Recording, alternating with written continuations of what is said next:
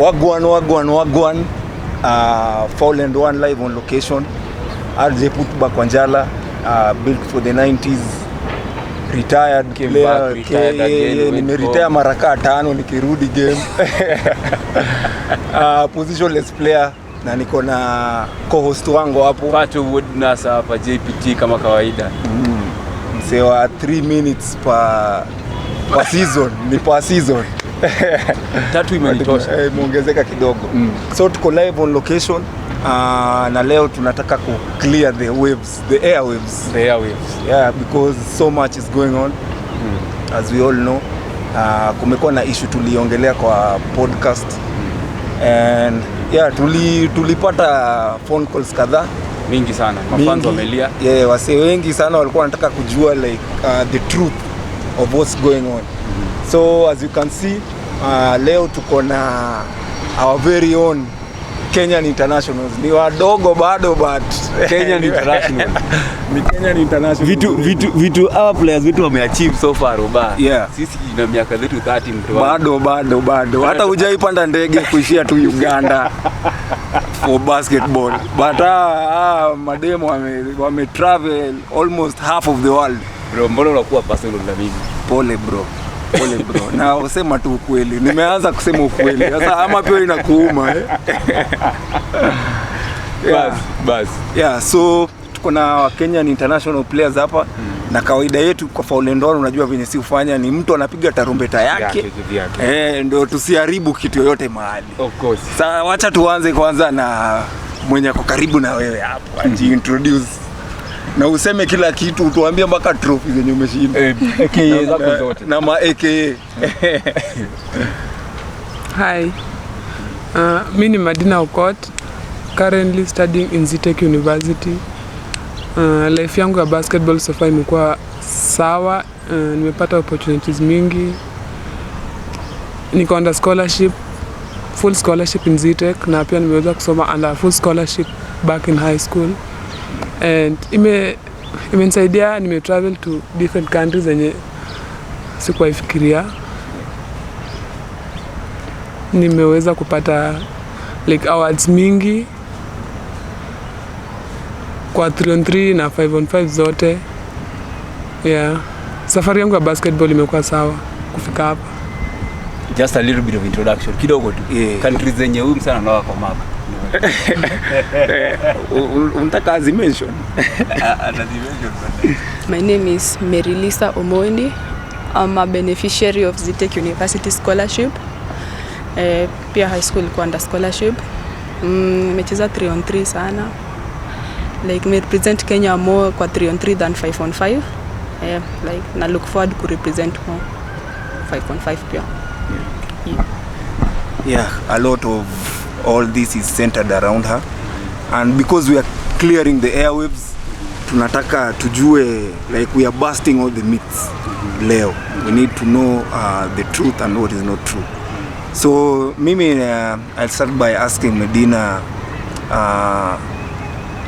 Last year, I think it was maybe towards the end of last year, if I'm not wrong, ulipata opportunity and you were invited to the Nike Hoop Summit. Hiyo ni kitu I don't think kuna any other athlete in Kenya ameshawahi achieve that. I think you are the first one. So how did you land that opportunity? Na what did you learn ukiwa uko Portland in the US? Nilipata email, sikukuwa nime-expect, ikisema na I'm supposed to travel to US, niende ni participate. Na I think process ilikuwanga sawa, nikafika huko kulikuwanga sawa, nikapata chance ya kucompete na players from different countries and different continents wenye ni age mates wangu, na experience ilikuwanga poa. Naweza sema thanks for all those that wenye walinisupport kwenda na walinisaidia kwa process ya kwenda. Yeah. Okay, do you mind mentioning names kwa sababu huwezi pata tu mail from nowhere? Because at the same time lazima kuwe na visa application, visa interviews, hiyo process yote, and specifically who took you through that journey hadi ukafika Hoop Summit? Anji ndio alinisaidia kwa hiyo process ya visa. Okay. though because ako mbali na mimi na niko shule. Coach Obie alikuwa ananisaidia ku go through the process, like communication ya Angie na communication ya Angie kufika kwangu. Coach Obie alikuwa katikati. Okay. Yeah, so Angie alinisaidia kwenda hadi hizo vitu zote ka happen. Okay. Yeah. So it was a collaboration between Coach Obie and Angela Luchivia, the SG, the acting SG as of now. Yeah. So okay, asante for that clarification. Now I wanted to know, of course, venye ulikuwa huko kwa hiyo Hope Summit, you performed very well. You balled out, your numbers were exceptional. Na uliget, I know you captured attention ya so many scouts huko hivyo US, and I think you ulipata offer ya kuenda in a university in the US. So maybe unge shed light kidogo on ni university gani ilikuwa imekuita huko USA?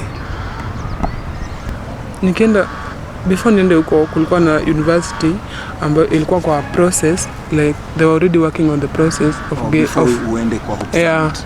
Na ilikuwa Eastern Michigan University na mwenye alikuwa involved alikuwa Coach Kedogo. Yeah. So she's the one mwenye alikusaidia kupata hiyo opportunity. Yeah, kwa Michigan ni Kedogo alikuwa amenisaidia. Okay. So did you sign a contract with the University of East Michigan? Yeah, hiyo process yote ili happen, like process ili happen ikafika mwisho nika fail kwa embassy. So kwa embassy, who was taking you through the process ya kwenda mpaka kwa embassy na ku make sure that everything is smooth ndo travel kwenda US? Coach Kedogo bado.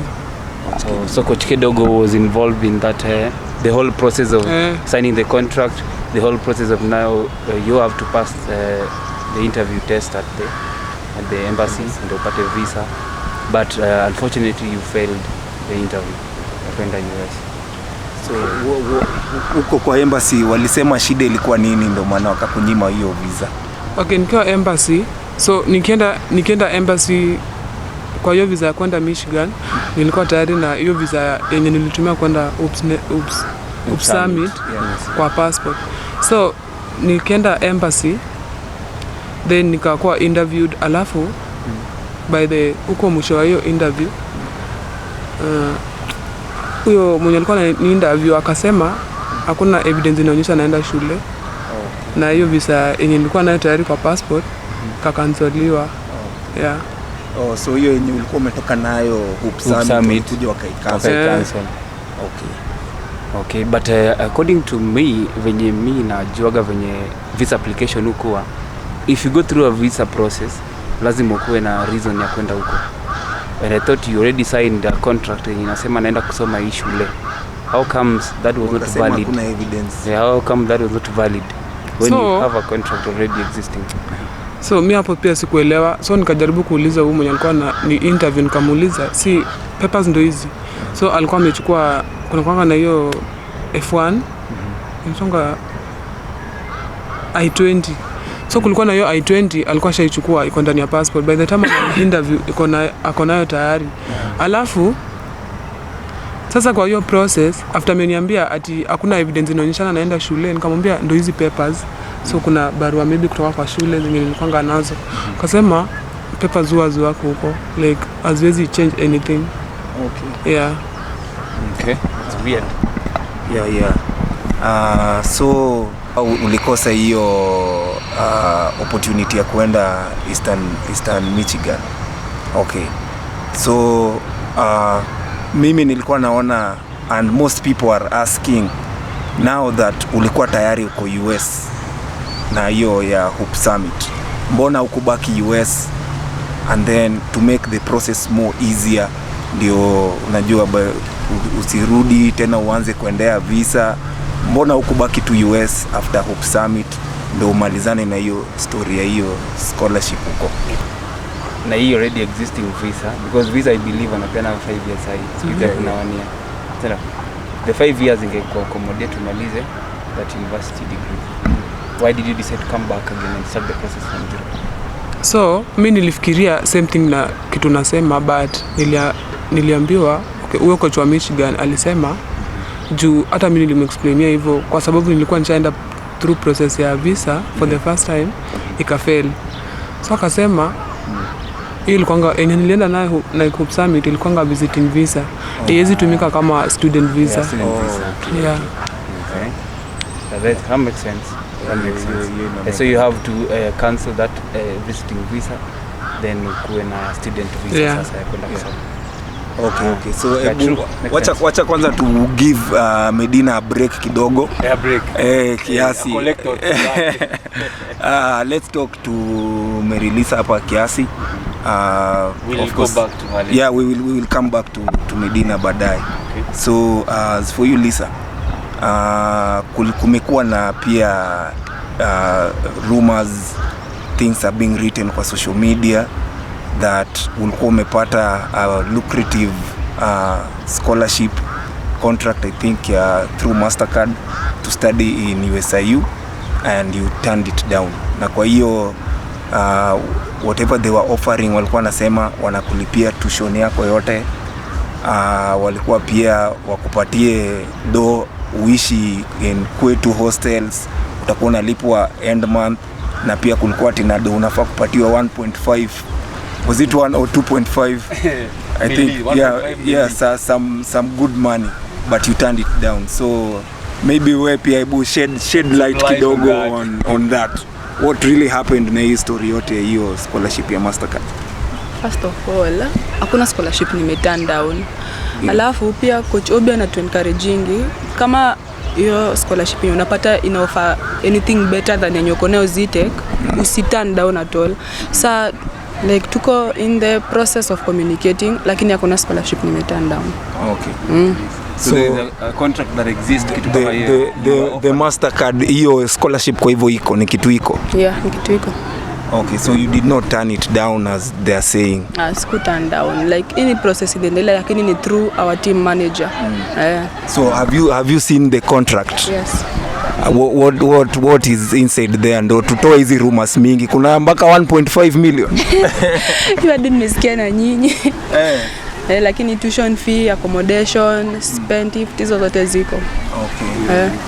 So hizi stories zingine hizi ni za jaba tu. Sijui kama njaba lakini nimesikia na wewe.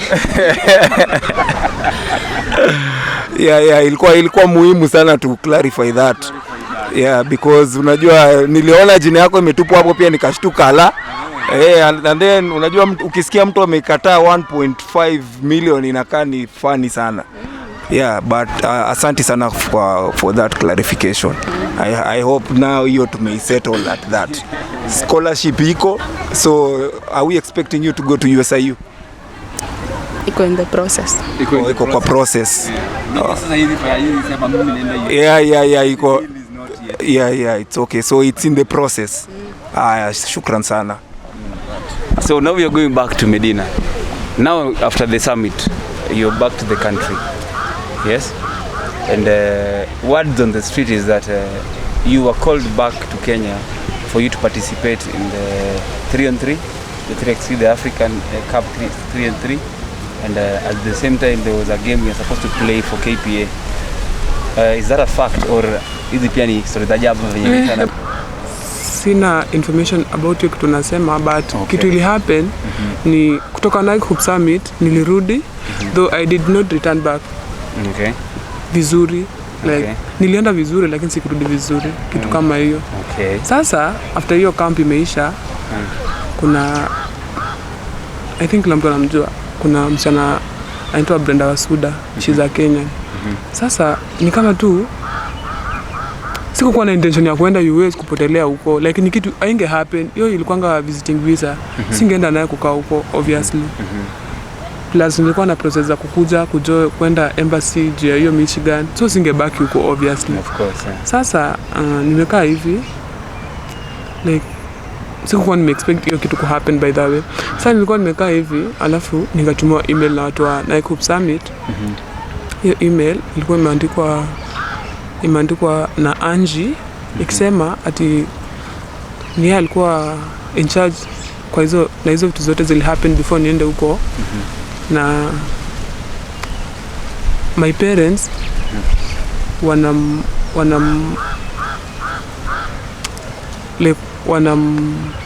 sijui naweza sema aje, wanamuuliza niko wapi. So aliandika email akisema mimi nimepotea, hata sijulikani niko wapi, hawajui kama nilipanda ndege, na hizi vitu zote zimehappen. Nikimwambia kambi iliisha, lakini nakaa na Brenda for something like 1 or less than 1 week, narudi Kenya juu nilikuwa aware siwezi kaa na hiyo visa huko. Sasa sijui mbona aliandika hiyo email.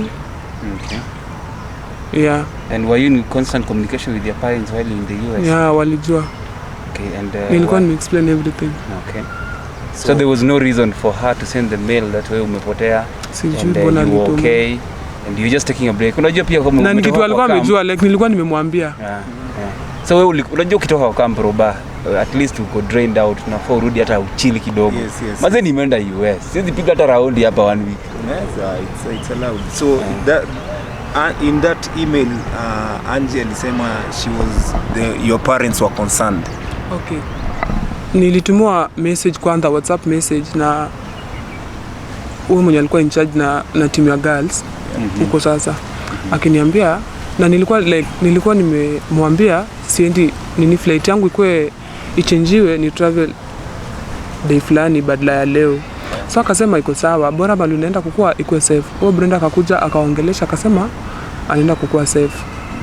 Sasa kitu kama sijui hata siwezi kumbuka day, lakini ilikuwa around 1 ama 2 hivi mchana. Nikatuma message kaambiwa Anja anasema siku nzuri home. Niko like why? Wakasema ati wazazi wako worried na wanamthreaten, ni yeye alinitoa huku, like ni yeye anajua kitu imeendelea mpaka pale nimefika. Sasa nikauliza mbona, wakati nimeexplain kila kitu kwa Angie, nimeexplain kila kitu kwa wazazi. Sasa nikapigia babangu hiyo time, akaniambia yeye kitu kama hiyo hakuna kitu yenye like hajafanya kitu kama hiyo, ajongelesha hata Angie. Sasa sijui mbona Angie alituma hiyo email. So that is the famous letter yenye tulikuwa tunasikia. Yeah. Angie sent a mail, a letter to call you back to Kenya. Yeah. For you to participate on the 3x3 and I think hizo games za KPA za African Women's Basketball League. Okay, so thank you for your clarification. Now after all this, I think juu watu umesha clarify about what happened kwa embassy. So kumekuwa na tena hizi speculations zenye zimekama up recently zenye zimetufanya sasa tuko hapa. And that is hiyo story ya hiyo contract yenye ulipata ya kwenda kucheza Switzerland, Europe. So is it true that you uliitwa uende ucheze Switzerland? So I think hizo vitu zote ziko kwa mtandao, naweza tu sema ni wrong information, na mimi sijui nani hata ameanza hii story, kwa sababu so far kitu wameongelelea hakuna hapo ukweli, like hakuna hata, because let me cut you short kidogo.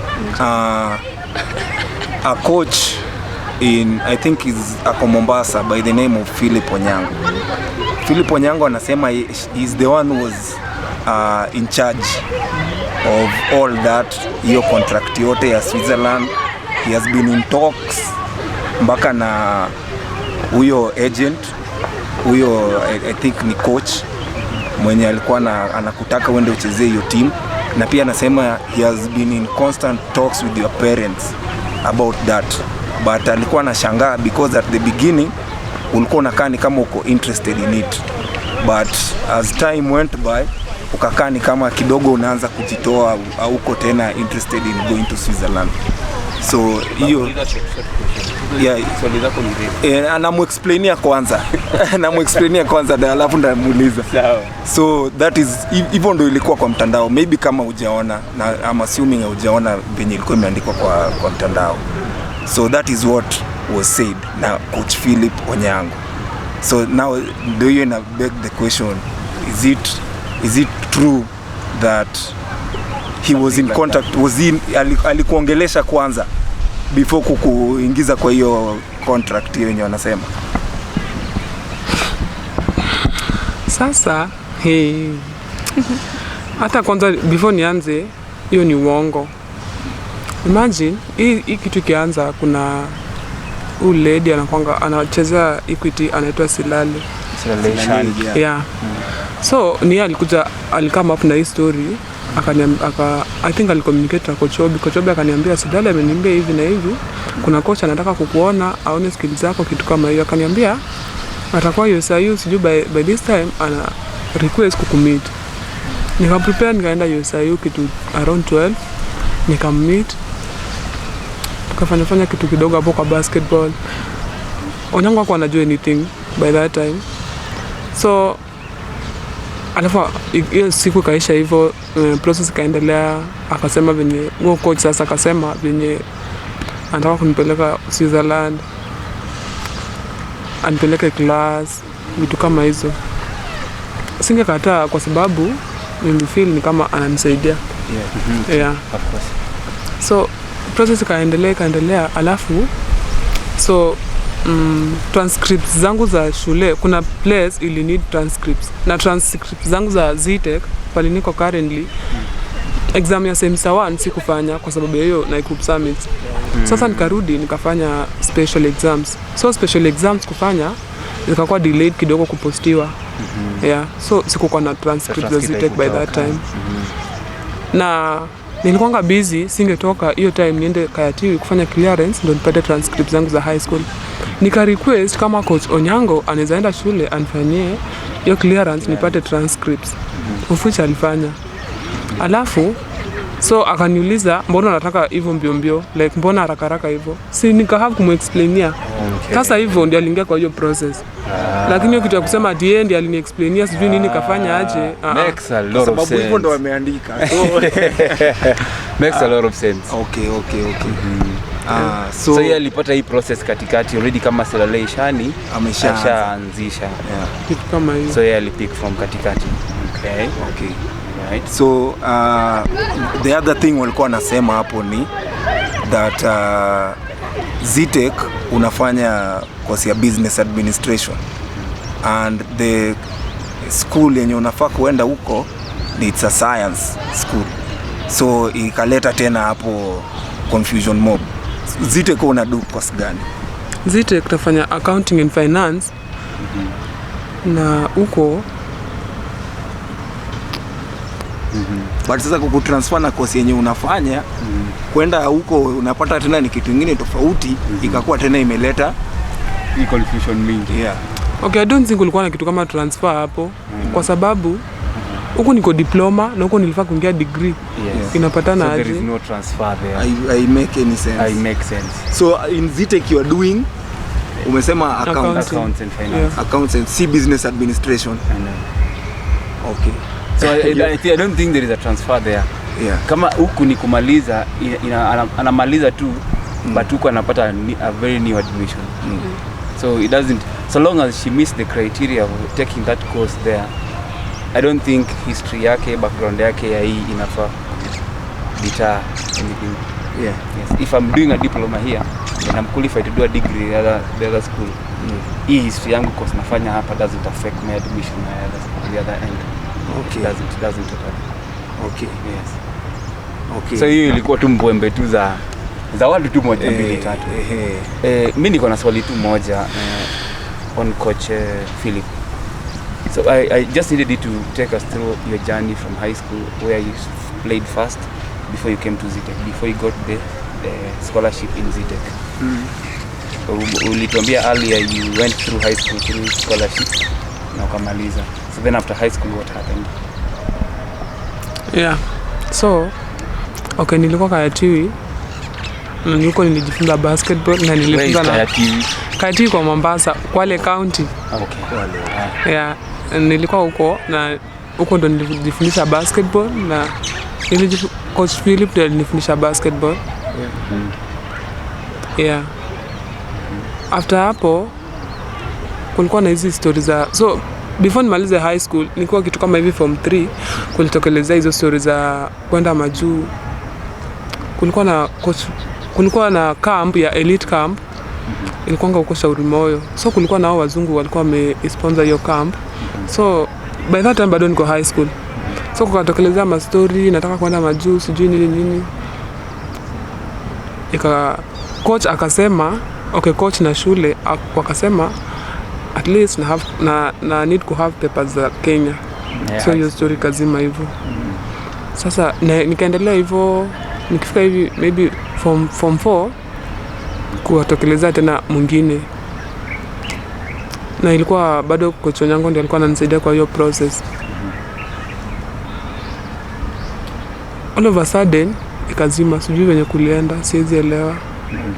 Yeah. So after hapo na by that time nilipata kama bado niko KPA. Nilikuwa high school but nilikuwa bado KPA. Kitu kama hiyo. So that means your basketball journey ilianza na Coach Philip when you are still in high school. So you are playing for the school and playing for KPA as well. So then after high school now kamaliza, now you went to KPA full time. Yeah. Okay. Kutoka KPA ndio ukakuja ukaingia sasa Zetech. Okay, after nimekaa KPA na nimejaribu kama hivi twice kwenda majuu. Sasa ile ya kwanza okay, nilikuwa mdogo. Ile ya kwanza nikaambiwa mpaka na need to have papers at least za Kenya. So ikaenda hivyo. Alafu hiyo sasa hii ya mwisho sijui venye kulienda, kanyamaza hivyo. Hizo ni mara ngapi nimejaribu? Mara 2. Na nimeshamaliza shule nikasema siwezi tu kaa, huwezi jua uko mbele kuko aje. Wacha ni join hata college nikingojanga hii process ya kwenda majuu, huwezi jua kama itakuwa aje. At least nilikuwa na kitu nafanya. Yeah, ndio kwa maana nikaingia Zetech na process ya kwenda majuu iendelee kuendelea. Yeah, okay. So just within that scope bado, I feel like don't you feel like somebody was trying to sabotage your trip to your international career out there? Because you're trying, there's nothing you're doing, you're just playing basketball for KPA, but you're trying to go out there, alafu history nazima. Do you think somebody was behind hii kuzima history yako ya kwenda majuu? Hapo sijui. Okay. Mimi sasa nilikuwa nataka nirudi huko kidogo kwa history ya Switzerland. Is there anyone who came to Zetech University from Switzerland? Ama sijui ilikuwa from Kenya, but is there someone who came mwenye alikuwa na represent hiyo team yenye ulikuwa unaenda kuchezea huko? Okay, mtu alikuja yes, lakini hakukuja ati ametoka Switzerland. Alikuwa ametumwa na coach wa Bible Academy kama agent na alikuja kwangu. Okay. Yeah. So muliongea alikuwa anatakaje? So alikuwa ametumwa kama agent. Si tukaongea tu hapo vitu zinatakikana. Then nikamwambia juu hakukuwa na documents zenye ni like hakukuwa na documents kama hivi document ya agreement hiyo kukua. Na nilikuwa nimeshinda nikiitisha hakukuwa inatumwa. Yeah. Okay. So alikuwa amesema twende to meet na huyo agent. Niyo agent alikuwa ametumwa sasa. Twende to meet na yeye kitu kama hivi Wednesday. Alafu tusaini hiyo document. Sasa nilikuwa nasema unajua agent simjui kitu ya kwanza. Kitu ya pili, siwezi enda kumeet mtu alafu okay, nikisha meet lazima nitakuwa maybe kitu kama hivi nitakuwa maybe forced kusign hiyo kitu. Yenye hata sijui like sikuwa tu comfortable nayo kwa sababu nilikuwa nataka nitumie at least hiyo document, nitumie wazazi wangu waone hivi at least wanisaidie maybe. Huyo mtu akikuja wewe uko umeambiwa kuna mtu anakuja kukuona. Huyo agent. Ilikuwa planned tulifaa kumeet. Ilikuwa planned tayari mlikuwa mnafaa kupatana. Yeah. Okay. And before that walikuwa wamekupatia a copy of that contract. Hiyo yenye wanasema. That is what she's saying. Amekuwa kiitisha na haitoki. She needed time to at least read the document in prior. Yeah. Ndio wakikutana na mtu now she's able to sign it. Because saizo washatumia wazazi wake kwa wamesoma wameona what conditions nafaa kumit. Actually the coach Philip Onyango ndio alikuwa amesema that you saw the whole contract. Ni hiyo yenye ilikuwa imesema you are going there, inakupatia do every month, watakuwa natumia wazazi wako pesa kila mwezi na watakupatia a WNBA contract in 2 years. Did you see that? Did you see all that? Mimi naweza tu sema, imagine watu tuache kuspread wrong information na rumors. Imagine mimi ndo mwenye mambo na sijui kitu kama hiyo. Sasa there's nothing like that exists. Hizo vitu zenye watu wanasema mimi sijui wanatoa wapi. Because walisema hiyo ndio ilikuwa kwa hiyo contract. So ndio ikashangaza watu wengi. Kulikuwa na contract, na hiyo contract ilikuwa huko ya kwanza. Hii kitu kianza ilikuwa sijui scholarship ilikuwa sijui 65 kitu kama hiyo. Sasa after some days kwa tuma tena hiyo ndo niliona. Na hizo vitu za WNBA sijui hizo vitu za sijui wazazi kupewa nini hakukuwa nayo. Okay. Sasa hii ya pili ikatoka ya 100. Hii ya 100 ndo nilikuwa tunaenda kuwork nayo. Na nimekuwa nikitisha sikukuwa natumiwa. Okay. So you didn't even see it. Hiyo 100 sikuona. So the agent that was supposed to meet you alikuwa analeta contract to sign yenye hujasoma na hata hujaiona. Now so that explains why you declined to sign that contract. It's not that somebody else alisema we hapana usisign your contract. It is just that I wasn't sent the contract earlier. I didn't know what I'm going to sign. So and from that point mpaka sasa washai kuongelesha tena? No one has talked to me about it. Okay. No, they have not said anything at all. Okay. So Roba, seems like there were two contracts in Australia. The first one was 65%. In Switzerland. In Switzerland, yes. I'm not sure if it was 65%, lakini haikuwa so. Haikuwa 100 or it was some percentage. Yeah. Okay, then hii apili ndo 100%. Okay. Full scholarship. Okay. So you opted to go with the second one, but shida sasa ni haujaisoma. Hujaletewa mapema usome so that sijaiona. Hata hujaiona. Explains a lot. Yeah, so it was still said that the university ilikuwa imekataa ku clear so that you can pursue the new contract na hiyo ya Switzerland, and ilikuwa inawashangaza because the same coach alikuwa anasema your coach alikuwa amefanya ikuwe difficult for you to travel to go to Switzerland. Na walikuwa na feel like maybe that could be an alternate route for you to go to the US. So is it true that coach alikuwa amepatiwa hiyo contract aione na wakakataa that Medina aendi? Juu anasema Zetech ilikukatalia usiende.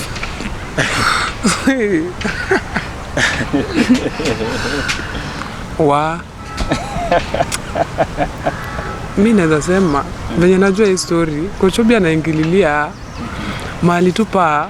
Okay, hii story kianza kulikuwa na communication between huyo coach Silale na Coach Obie. So hiyo story kiendelea, Coach Obie hata kukua.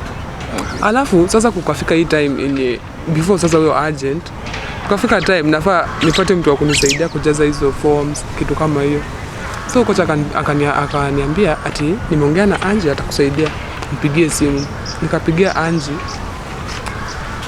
Sasa ni kama alikuwa ameongea na Angie, so ni kama Angie tu alifaa kuniambia Madina tukutane kesho mahali fulani nikusaidie. Ambapo hakusema hiyo, alimsema wacha niongee tena na huyo coach. Ni kama albehave ni kama tena wakuwa ameongea before. Okay. So nikatext huyo coach, akaniuliza huyo coach ndiye alinitext kwanza, akaniuliza muongea na Angie, nikamwambia yeye amesema anakuongelesha kwanza alafu ndio arudi sasa. Coach sasa akashangaa. Nikamuuliza lakini story kianza nilikuwa karibu ya Silale na Coach Obie. Na nakuwa karibu na Coach Obie kila siku tukitrain huko shule.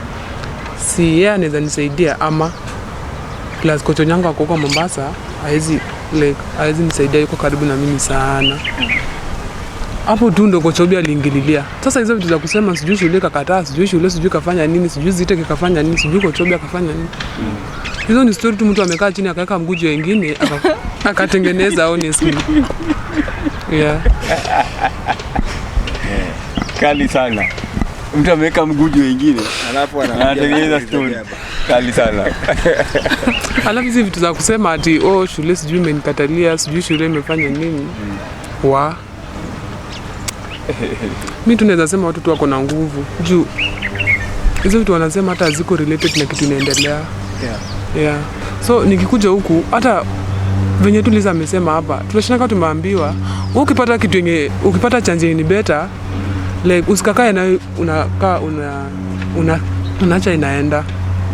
Imagine enda tu nayo juu sasa ni better kuliko Zetech. Mbona Zetech ikukatalie? Yeah. Okay. Well, mambo imechemka Roba. You have anything to add? Yeah. I think mimi mpaka hapo I am satisfied. No, but are Kenyans satisfied? I don't know, maybe she has answered most of our questions. Yeah. And I may clear the air. Yeah. I don't think there is any other issue. On the most burning issues. And the most burning issues. Yeah. And according to me, I just want to say this on record. According to me, Coach Obie is tasked to take care of these ladies. Yeah. As much as the coach ni coach, he should also be the advisor. Yeah. To his players. Yeah. Sino? Yeah. Yenye mtu akikuja na something yenye because these are young players and they're very good. Yeah. Kila mtu anakuja kwako na vitu tu kupiga tu nayo kwa kila hata kuwe confused. Yeah. Hata huwezi focus on game. Yeah. So I think the coach is supposed to mediate vitu kama hizi. Yeah.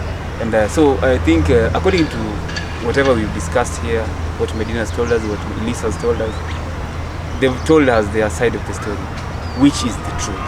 Yes. So anything else somebody saying out there, hiyo ni yake. hizo ni yake. Yeah. Hizo ni zake. Yeah.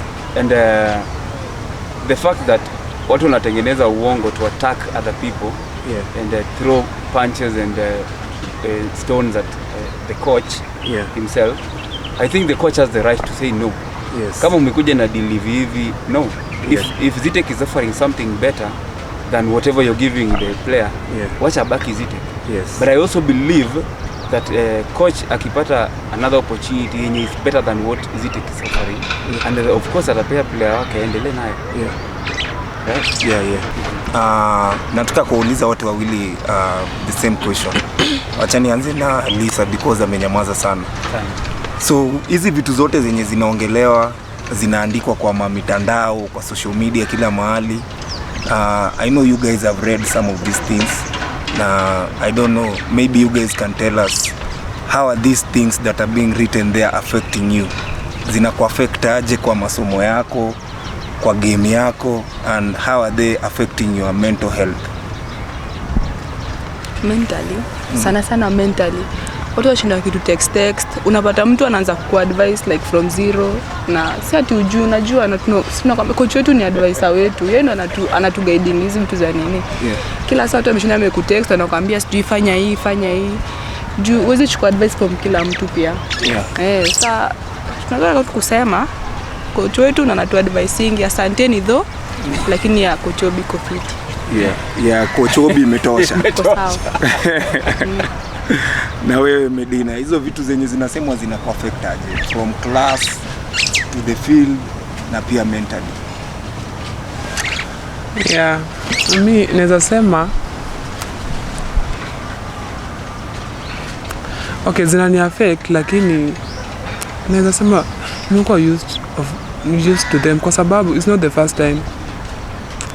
Sasa kuna siku nyingine tu Nderitu ameamka akasema sijui this guy sijui what this opportunities she has got, alafu sijui akasema hapo nini. Yes. Niko tu like Nderitu shwali, so utafute tu kitu ya kufanya, shida inakwanga wapi? Yeah. Alafu mimi tunaweza sema mtu tu before anze kuongelelea kitu, imagine tafuta tu mwenye hiyo story, hata mkaa chini umuulize nini inaendelea before anze kuamka waandike information zenye si za ukweli kwa mtandao all over. Sasa ona kitu yote imeendelea na hata sijui umetoka wapi. Yeah. Okay. Nderitu wachana na Medina. Medina amelia, Nderitu bana mupigie simu muulize kitu kabla hujaandika. Unamtocha mentally. Yeah. Actually I think Kenyans are going to drive these ladies out of the game. Wakianza na vitu kama hizi. Yeah. They cannot balance school and balance training, workouts, camp, because they're also required to do practice ya team, ya Zetech, ya national team, ya 3x3, ya 5-on-5. It's a lot. It's overwhelming. It may affect school work yao. Yeah. Yes. And if you add vitu watu wanasema, you guys will drive these ladies out of the game. Yeah. And I think the most important one ni both of these ladies are destined for greatness. We all agree on that. Na we all know the land of opportunities in USA. and we are hoping and praying that one day watafika US, they represent this country in the highest possible competition, the WNBA.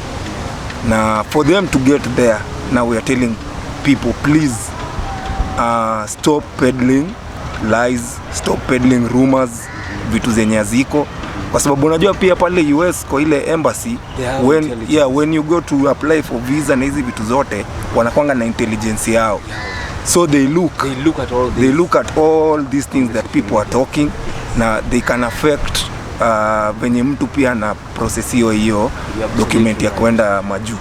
So we are just asking guys out there to please give these ladies a break.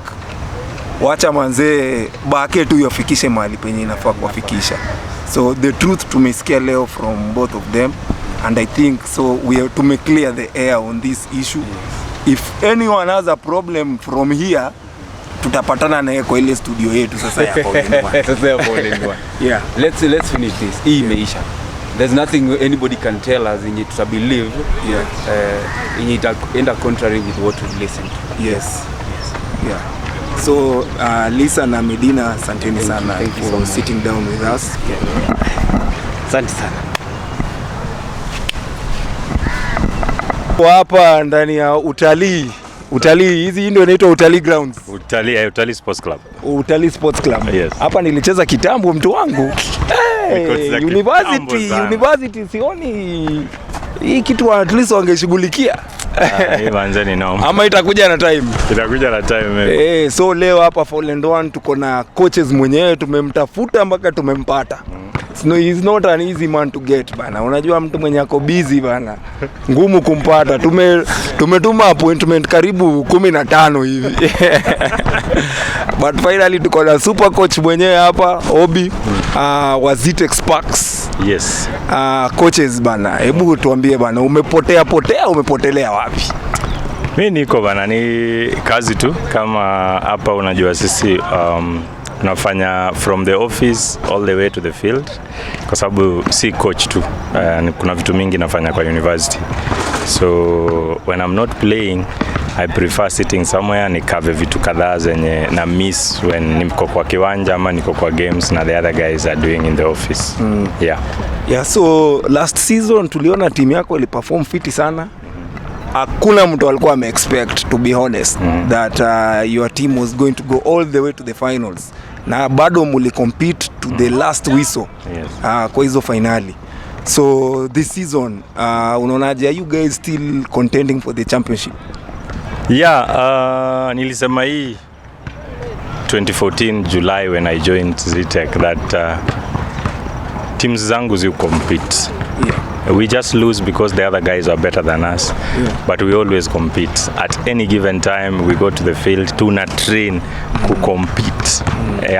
Hakuna mwaka tumesema hii mwaka sasa wacheni tu tujibambe alafu nini, hapana. It's just we always compete, and that is what we are even telling ourselves this season. Twende jamaa tulifika hapo, tunaweza fika 10. And just about planning and having your things right at the right time. Yes. So bado we are still competing. Okay. Yes. Kuna kitu umemention hapo very very important, umetupatia data hapo. Umesema ulijoin Zetech 2014. Yes. So from 2014 July mpaka sasa ni 2024, that's like 10 years. Yes. Experience yako imekuaje hapa Zetech? Imekuwa amazing because nikikuja hapa I found the girls wakiwa kwa division 2 huko Nairobi League. And they were there for 2 seasons, they never won a single match. Okay. Mpaka nikakuja hapa. My first game I played against Equity was down that year. I lost 94-14. I lost by 80 points. Yeah. I was about to quit. Yeah. And coach wangu tu na Marke George ndiye akaniambia manze ndio unaingia kwa hii job, so wewe jifunze tu, you need to develop, pick from there. Zetech hakuna kitu ina offer, so lazima ujitume tu. And that is how we started picking up in 2015. We won our first women championship, beating famous USIU at the finals that year. So it had been an amazing journey. Since then we have won so many university championships, so many. Yes. Another important thing tena umemention just hapo, umesema when you are talking to your coach George na Marke, yes.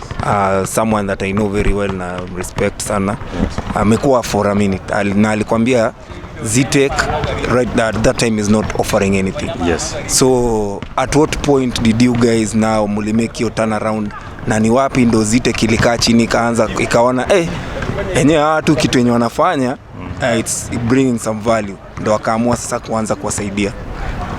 We in 2015 after winning the women championship we requested for a scholarship, so tukapeleka proposal yetu ikakuwa okay, let's look into it. Definitely institution, one of the other office, then things didn't go well that year, tukaambiwa hakuna do and hatukuchoka. 2015 we are in division 2, we won hiyo Nairobi League, went to division 1. Division 1 that year we won almost approximately of 73 games unbeaten. Kusa, Nairobi, Nationals, division 1 itself we won it unbeaten. So the last game we were playing against Strathmore in Nyayo, game 3, our boss came, the owner of Zetech came, and after the game, giving the kids what he gave out nini, akatuuliza mnataka tuwafanyie nini? And we went back to our proposal, tukaambia manze kuna watu wanateseka hapa story ya field, try and help, see if you can do. Akaniambia but you guys have you said it? Tukaambia kuna proposal huko. Akatuambia tu it is done. Okay. And how much you guys want? Because from 60 can be okay. Yeah. And that's how we started offering scholarships. Yeah. Yes. So hiyo history umetupatia ni muhimu sana, going to where we are going sahi. Of course kumekuwa na a lot of controversies, kumekuwa na a lot of things zinaendelea huku, especially hapo kwa social media kidogo. Majuzi tuliona jina yako imetajwa hapa na pale.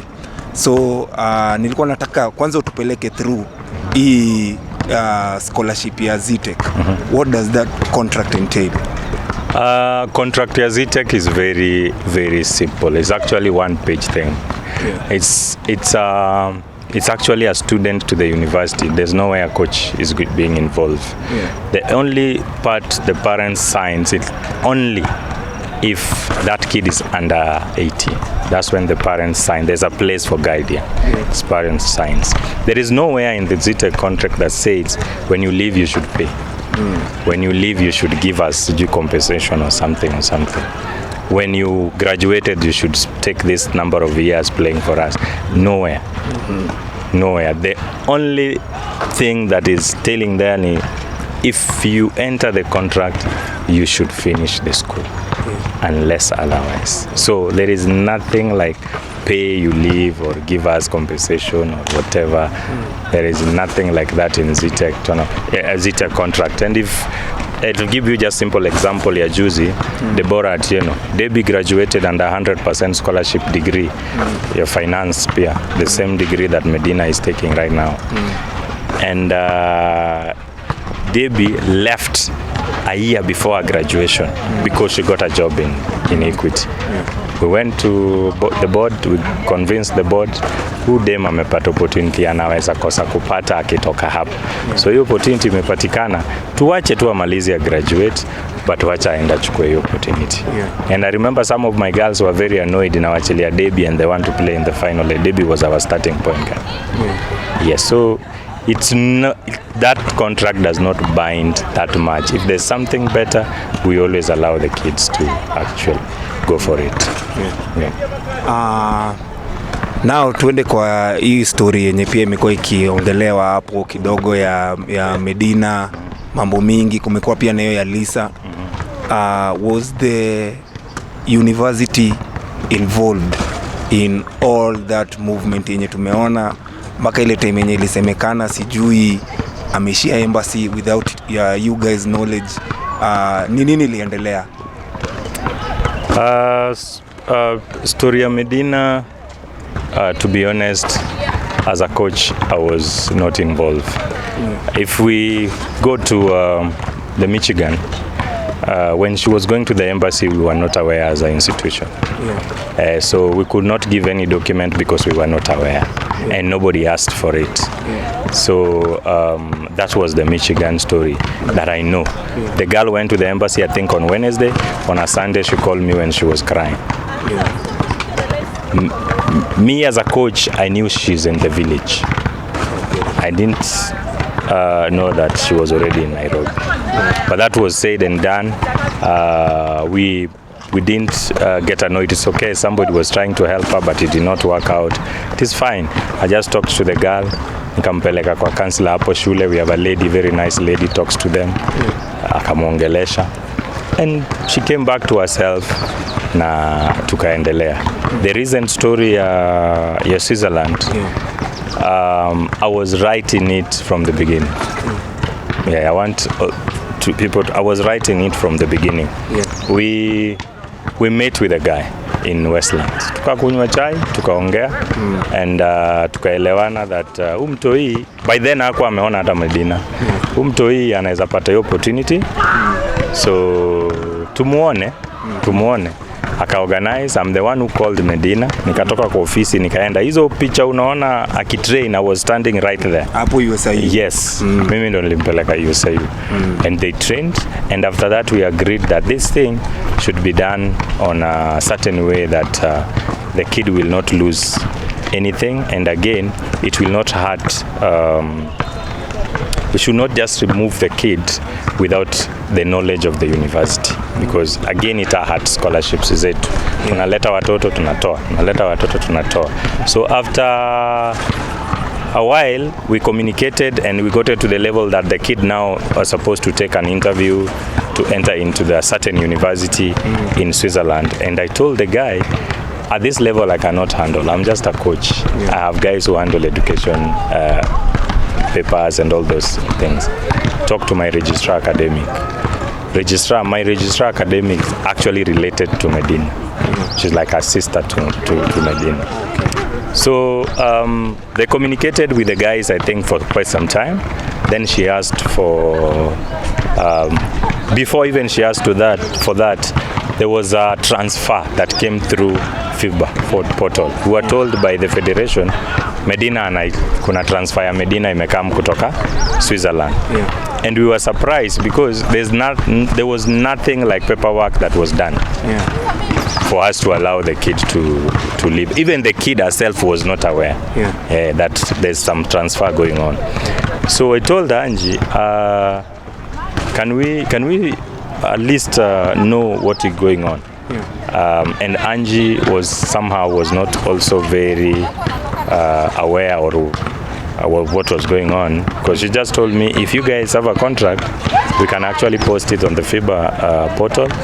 Just stop the transfer for now until we know actually what is happening. And that's what we did. We sent the contract to the federation posted it to the FIBA's portal. After that, and now my registrar requested for 3 things. One, the admission letter for the university, sent from the university to the university, not individual email. Second was the scholarship offer contract, sent from the university to the university. Then the last one was the kid to get a visa. Then from there, the university will give her every blessing. Because now we are sure umtoi tunamwachilia anaenda hapa. Anaenda hapa. Atuachili mtoi tena ndio anatafutiwa shule na yeta kwa class. I think that's where the whole conversation stopped. Until on Monday.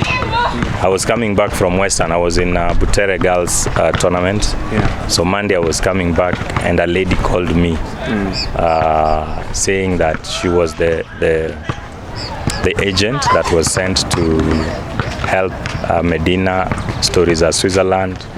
Hey, and I told the lady, okay, kumbe, I asked the lady, history of Switzerland bado ilikuwa. Because the last time I checked, I never had any communication with them for a very long time. Let me ask Madam. So Madam akasema, the last time I asked for the document, they have never came back to me. So I told the girl, asked the girl, who are you been communicating with? And the lady told me amekuwa akiongea na Medina na babake. Nikasema then it's fine, just continue talking with Medina na baba yake. And that one was done like that. On a Wednesday, I'm training here. On a Wednesday, I normally have my junior team here. So I'm training here at around 5:20, and the lady called me again, and she's in Zetech. And she wanted to see Medina. Nikamwambia just call Medina, ako hapa hostel. Hostel yetu is 30-second walk from the gate to here. Just call Medina, and I think from there you guys will get whatever. Kufika humu usiku na shangaa, vitu, because they didn't even tell me after their conversation what transpires. They didn't. Nobody got back to me, including Medina mwenyewe hakuniongelesha. So mi usiku na shangaa na messages, nashindwa, what exactly is going on? I didn't even reach out to the girl, by the way. Mpaka the following day ndio sasa nikamuongelesha, akaniambia the lady came, alikuwa na some papers, alikuwa anataka sign, but she has not read the papers, so akasema hawezi sign vitu hajasoma. So anaomba, alimwambia ampatie abaki naye asome, but somehow ni kama hawakuelewana. So that was the whole story. Mimi nikaingizwa ndani, nikakuwa hyena, sijui slavery, sijui but it's all good. Before nimalize hii nini ya Medina, first I will just want to call on my seniors, because they are seniors. I want to say I'm very sorry if I did something that they didn't like, but again I want to say it categorically that I was not involved with everything they were doing. And lastly, I will want to say, if next time, if they feel I'm doing something wrong, I normally in Zetech office from Tuesday to Friday. I don't just coach, I work in Zetech. So they can come to the office and talk to me. And if they feel the online is the only solution, they should only mention me and not the school. Because this scholarship, we have 147 kids from football, rugby, basketball, who are literally getting the help from Zetech. They are on hostel. They are in hostel. They are getting upkeep money. They are getting food. They are getting transport to Utalii every training session. They are getting game allowances. If the university said today they don't want the scholarship because how it's tarnishing their name, I don't think we will be able to help these kids that we have. So if they have anything to do with me, they should talk to me. Hata waweke tu hata hiyo online, waweke Obie anafanya, but they should not mention the university because of the other kids. Mimi nikivutwa hapa, I might find some other things to do, but some of these kids wametoka village kabisa, wakitoka tu hapa wamefukuzwa tu kwa hostel. Their basketball is over, the education might stop there. So we were just requesting them not to actually spoil that for the kids. The Zetech scholarships are legit. They are welcome to check. We have guys who have graduated from here. By the way, and Rose Ndela are the pioneers of this program. So there are guys who knows actually what's going on. She's in KPA, my equity. She's in KPA right now. KPA. We have several kids who are doing very amazing outside there. Recent graduate, we have Valerie, we have Lisa, we have Kiobe, we have Debbie. We had like 7, Naomi. We are like 7 last December. Yeah. So it is something that is helping kids. And previous years we have kids who have done very well. Kina Jemima Knights were here. Marianne Nyagaki were here. Didi Were were here.